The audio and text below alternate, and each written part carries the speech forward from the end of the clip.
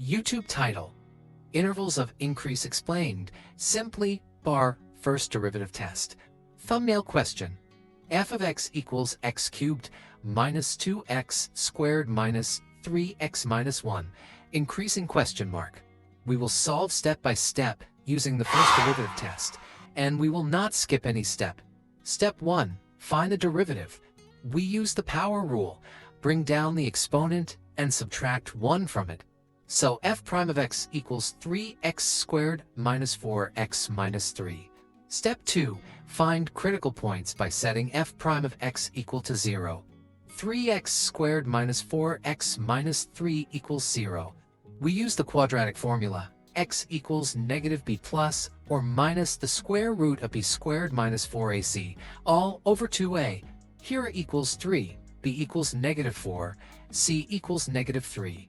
So x equals 4 plus or minus the square root of 16 plus 36, all over 6. That is, x equals 4 plus or minus the square root of 52 over 6. Square root 52 equals square root of 4 times 13 equals 2 square root 13. Therefore, x equals 2 plus or minus square root 13, all over 3. Numerically, we get approximately x1 equals 1.87 and x2 equals negative 0.54. Step 3. Test the interval split by the two critical points. We draw a number line and mark negative 0.54 and 1.87. We will test with x equals negative 1 on the left, x equals 0 in the middle, and x equals 2 on the right. For x equals negative 1, f prime of negative 1 equals 3 times 1 plus 4 minus 3, which is 4 positive. For x equals 0, f prime of 0 equals negative 3 negative. For x equals 2, f prime of 2 equals 12 minus 8 minus 3 equals 1 positive. So we have plus, then minus, then plus across the three intervals. Step 4. Determine where f is increasing. A function is increasing where its derivative is positive.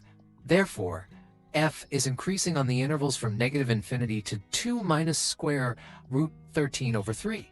Union from 2 plus square root 13 over 3 to infinity. In approximate form, that is from negative infinity to negative 0.54, union from 1.87 to infinity. For intuition, here is a quick sketch. Rising to the left of the first critical point, falling between the critical points, and rising again after the second critical point. Summary. 1. Compute the derivative. 2. Solve f prime of x equals 0 for critical points. 3. Test the sign of the derivative on each interval.